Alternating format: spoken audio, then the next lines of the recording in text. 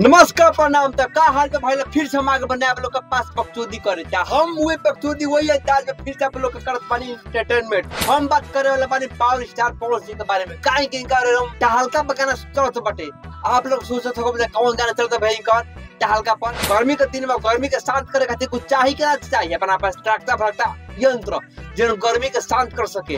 वही यंत्र का पवन सिंह जी गाना गेले बना और कौन मिजाज में गेले बना और का कहले बना बड़ा मजा आता है। गाना के सुन के हमने के एंटरटेनमेंट कर जाए यानी कि हमने का मजा ले जाए।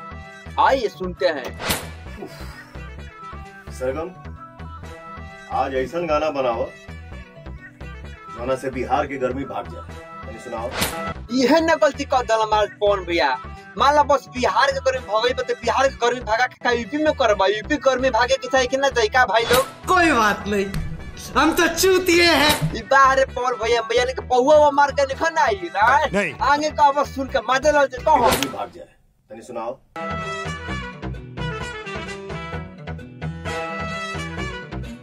और चल दले दारू पी के पूरा कहिए वाह वाह वाह वाह वाह वाह वाह। और चल दले वाले दारू पी के पूरे हल्का मची। अब तो हल्का देखल नहीं कर वाह बड़ी गर्मी बड़ी डालो ठंडा वाला तनी केन स्टार के कूलर चलेबो। आजा मजा आ गई।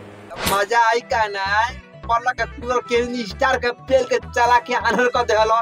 अरे मजा ना आई यार। आगे कहो पखचौदी मत करा कहो तो कॉल सुने कहते रेडी बने। आई एम रेडी ब्रो कहिए।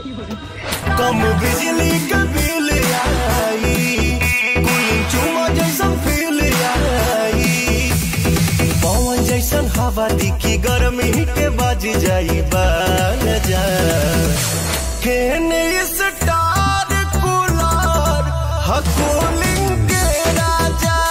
भाई लोग सुना तू लोग समझ में ना होती पवन भे केमी स्टार कूलर का प्रचार कैले बनन।